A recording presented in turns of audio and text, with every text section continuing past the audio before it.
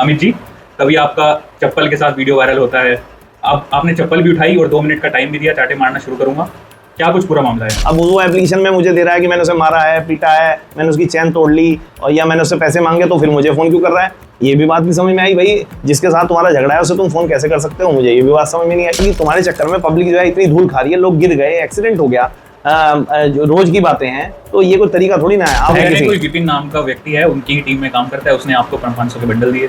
नहीं, मैं इस बात का तो जवाब आपको दे चुका हूँ कि मैंने 4 लाख रुपए मांगे और उन्होंने मुझे 4 लाख रुपए दिए, क्योंकि उनके यहाँ शादी थी, तब मैंने 4 लाख रुपए दिए। जबकि सबसे बड़ी बात तो हैरानगी की है कि मैं उस आदमी से पहली बार मेरा उसका आमना सामना हुआ है। जो पब्लिक इस चीज़ को झेल रही है, जिसके सामने रोज ये हो रहा है, तो वो झूठ कैसे बर्दाश्त करेगा? आप बताओ। ये बिल्कुल डॉट लाइन है। 28 तारीख को काम शुरू होना है, चाहे दुनिया इधर से उधर हो जाए। अगर ये 28 तारीख तक काम शुरू नहीं होता तो फिर पब्लिक जो है वो संभाले नहीं समझ लेगी, ऐसा मेरा मानना है।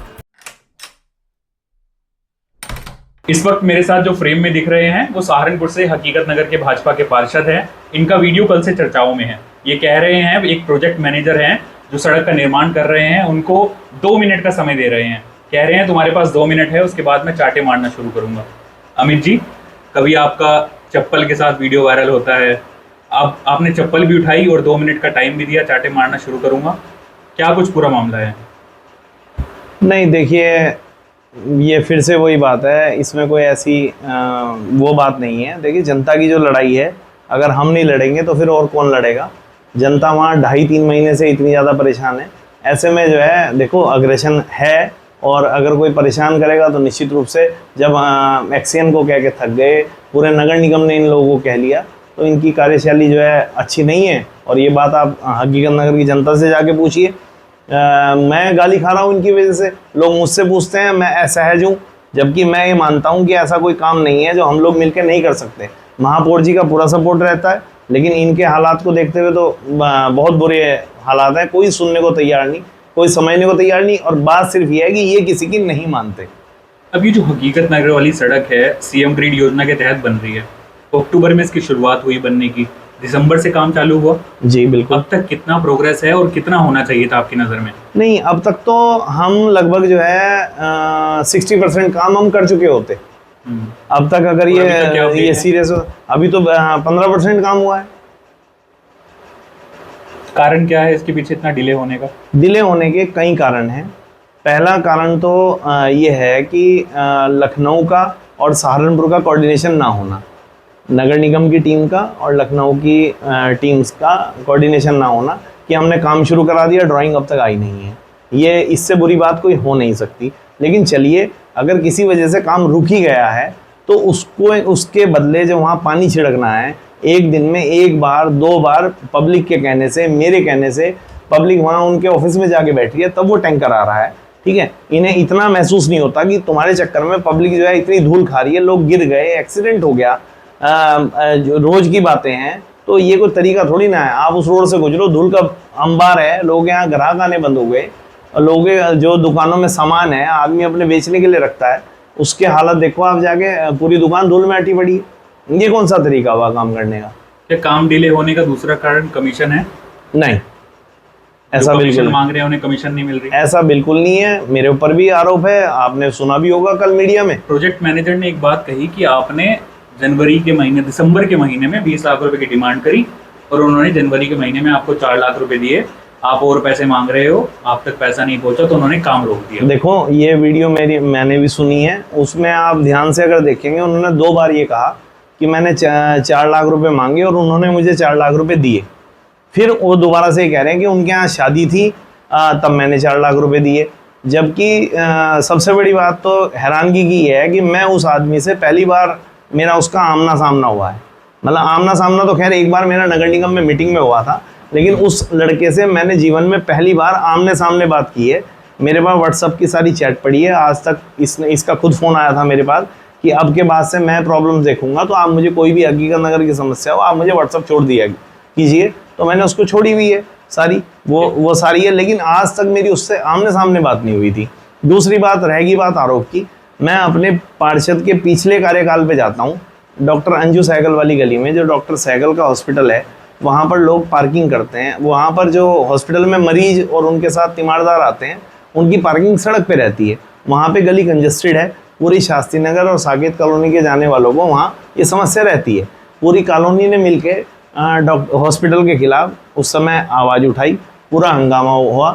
तो वो फिर ये हुआ कि जब डॉक्टर साहब थोड़े परेशान हुए तो उन्होंने एक रिटर्न में, मेरे पास उसके प्रूफ है, रिटर्न में एसडीएम और डीएम साहब को एप्लीकेशन दी उस समय की कि पार्षद ने मुझसे 5 लाख रुपए मांगे हैं और नहीं तो मैं तेरा हॉस्पिटल तुड़वा दूंगा। और ये अखबार की कटिंग भी है और ये रिटर्न में लेटर भी है। तो पहले भी आरोप लगे थे। राजनीतिक लोगों के ऊपर ये आरोप लगना बहुत छोटी सी बात है। ना तो पैसे लिए दिए का कोई उनके पास कोई सबूत है जो वो बता रहे हैं और खुद ही अपनी बात से पलट रहे हैं। आज मुझे एक मीडिया बंधु ने बताया कि अब वो शाम को किसी और को ये कह रहे हैं कि पैसे मैंने नहीं दिए, पैसे किसी और ने दिए हैं। तो पहले वो यही डिसाइड कर लें कि वो पैसे दिए क्या आपके यहाँ कोई शादी समारोह था? ना, मेरे घर में कोई शादी नहीं थी। अगर वो कह रहे हैं कि शादी के लिए पैसे दिए थे तो अभी मेरा बेटा अभी शादी लायक नहीं हुआ, ना मेरा भतीजा हुआ है, ना मेरे घर में शादी हुई है। किसी कोई विपिन नाम का व्यक्ति है, उनकी ही टीम में काम करता है, उसने आपको 500 के बंडल दिए? नहीं, मैं इस बात का तो जवाब आपको दे चुका हूँ। उसके कहने से ये तो आरोप कोई भी किसी पे लगा सकता है। मैं भी अब आपके सामने कह दूं कि मैंने भी उसे विशाल तिवारी को जो है 20 लाख रुपए दिए। अब ये क्या बात हुई? जब कोई जिस चीज़ का कोई लॉजिक नहीं है, कोई अकाउंट में दिए, किसी के सामने दिए, कोई गवाह है, कुछ है, वो पता तो चले किसके सामने दिए। और मैं तो बल्कि उसकी तलाश कर रहा हूँ कि मेरे नाम के पैसे किसने लिए। सबसे बड़ी बात ये भी है भाई मेरे नाम का कौन यूज़ कर रहा है। बात ये है ना कि अगर उसने वो कह रहा है मैंने दिए और किसी को दिए तो किसको दिए वो भी पता करने वाली बात। उसके बाद आपकी जो प्रोजेक्ट मैनेजर है विशाल तिवारी, उनसे बातचीत हुई? उसके बाद उन्होंने कंप्लेन किया सदर थाने में? हाँ, वो जो है कल ही मेरे पास फ़ोन आया और पहले उसने कंप्लेन करी। ये बात मुझे मीडिया के माध्यम से पता चली कि वो थाने में उसने जो है कोई रिटर्न में एप्लीकेशन दी है। तो उसने जो है फिर मुझे खुद कॉल किया, लगभग ये 7 बजे की बात है, जब कंप्लेंट सब हो चुकी, मीडिया में भी आ चुका था। तो उसने मुझे फ़ोन किया कि तुम मुझसे पैसे मांग रहे हो और मैं तुम्हें पैसे नहीं दूंगा। मैंने उसे कहा भाई मैंने तो पैसे मांगे नहीं। फिर वो बात पता नहीं मतलब कुछ है 20-30 सेकंड की बात ख़त्म हो गई। तो उसके बाद फिर सुबह फिर उसका कॉल आ गया। अब वो एप्लीकेशन में मुझे दे रहा है कि मैंने उसे मारा है, पीटा है, मैंने उसकी चैन तोड़ ली और या मैंने उससे पैसे मांगे, तो फिर मुझे फ़ोन क्यों कर रहा है? ये भी बात नहीं समझ में आई। भाई जिसके साथ तुम्हारा झगड़ा है उसे तुम फ़ोन कैसे कर सकते हो? मुझे ये भी बात समझ में नहीं आई। एक तरफ वो मुझे चोर बता रहा है, एक तरफ वो मुझे फ़ोन कर रहा है, तो उसका क्या बेचारे का दिमाग कहता है वो मुझे समझ नहीं आता। एक सवाल ये है कि जब यूपी रेडा की टीम निरीक्षण कर रही थी मार्केट में, आप लोगों ने विरोध किया, आपने चप्पल भी दिखाई। जब सारा मामला वहाँ हो गया उसके बाद आप ऑफिस पर क्या करने गए?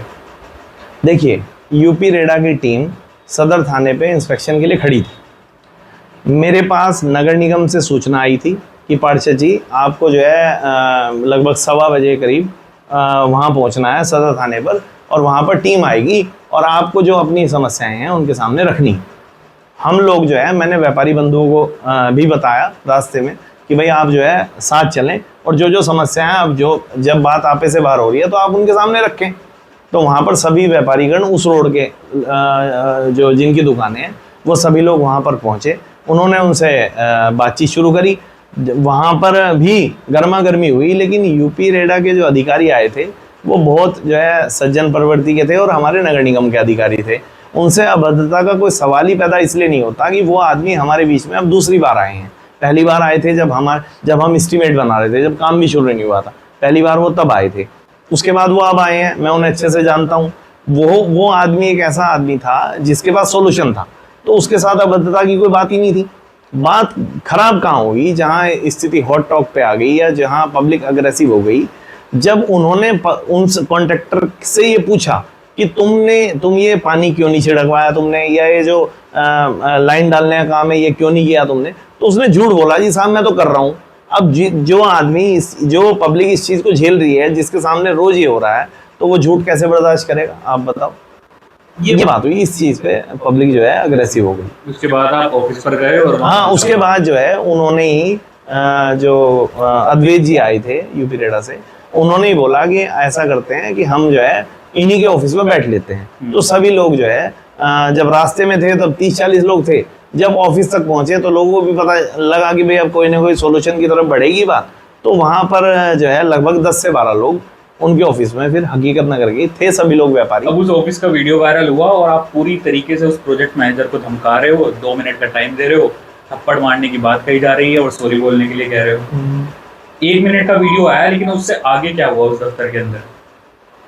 जितना वीडियो है उससे आगे उसने, मैं भी उसको एक ही बात कह रहा हूँ कि आप हकीकत नगर वासी 2.5 महीने से आपकी वजह से परेशान हैं, तो आप उस बात के लिए माफ़ी मांगे हकीकत नगर वालों से। वो ढीठ आदमी है, वो दरअसल उसको कुछ जो है ना ऐसी हनक है कि हम पता नहीं क्या है, जबकि इंसान के हाथ में कुछ भी नहीं है। अगर वो उसे अपनी इज्जत की थोड़ी भी परवाह होती तो अपनी देव कंस्ट्रक्शन के काम को बहुत अच्छे से यहाँ पर लेके चलता, जिससे उसकी कंपनी का नाम होता, उससे उसका नाम खराब ना होता। गुडविल आदमी की एक बार खराब हो जाए तो फिर वो दोबारा से नहीं बनती, ये उसकी सबसे बड़ी कमी है। लेकिन उसको घमंड है पैसे का, उसको घमंड है पावर का कि मेरे लखनऊ में संबंध है। ऐसा मैंने उनको व्हाट्सएप पे शुरू में लिखा है कि भाई आप जो है ठीक है, आप लखनऊ में जानते हो, दिल्ली में अधिकारी को जानते हो, लेकिन इसका मतलब थोड़ी है कि काम खराब करोगे, काम तो सही करो ना।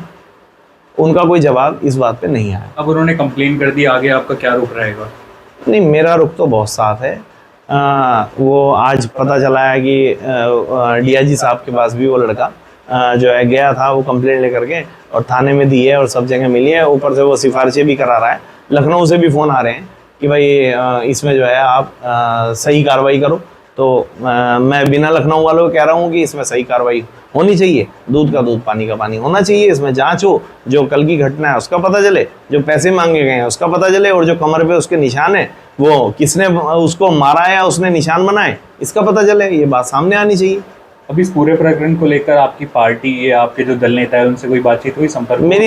मेरे साथ सभी लोग संपर्क में हैं, पार्टी मेरे साथ खड़ी है, क्योंकि सभी लोगों को, जनता के साथ साथ पार्टी के लोगों को भी ये दिख रहा है कि भाई वहाँ की स्थिति जो है खराब है, सड़क चलने लायक नहीं रही। मेन तो समस्या धूल की है, काम बंद हो गया, कोई बात नहीं, कोई मजबूरी है, लेकिन आप उसमें कम से कम 4 बार जब धूल पानी डलने से ख़त्म हो सकती है, आप उन्हें गड्ढों को भर दो, उसका ऐसा लेपन कर दो कि लोगों को चलने में तकलीफ ना हो। पर अभी एक सरदार जी हैं ताले वाले, उनके बेटे का आज ही मौलाना में ऑपरेशन है, उनकी नीज में जो है टूट गई गिरने से, इसी सड़क पे गिरे हैं वो। और ये तो जो मुझे पता है, और कितने लोग इस रोड पे गिर रहे हैं या चोट खा रहे हैं, ये मुझे पूरी बात तो पता भी नहीं है। उनका तो इसलिए पता है कि वहाँ रहते हैं। अब जो पिछले 4-5 महीने में काम हुआ और जिस स्पीड से हुआ, जनवरी तक की डेडलाइन है, क्या लगता है जनवरी तक पूरा हो जाएगा? नहीं, देखो एक बहुत प्रैक्टिकल बात है, इसमें मेयर साहब ने भी वादा कर लिया है 28 तारीख तक अगर ये काम शुरू नहीं करते, ये बिल्कुल डॉट लाइन है, 28 तारीख को काम शुरू होना है, चाहे दुनिया इधर से उधर हो जाए। अगर ये 28 तारीख तक काम शुरू नहीं होता तो फिर पब्लिक जो है वो संभाल लेगी, ऐसा मेरा मानना है।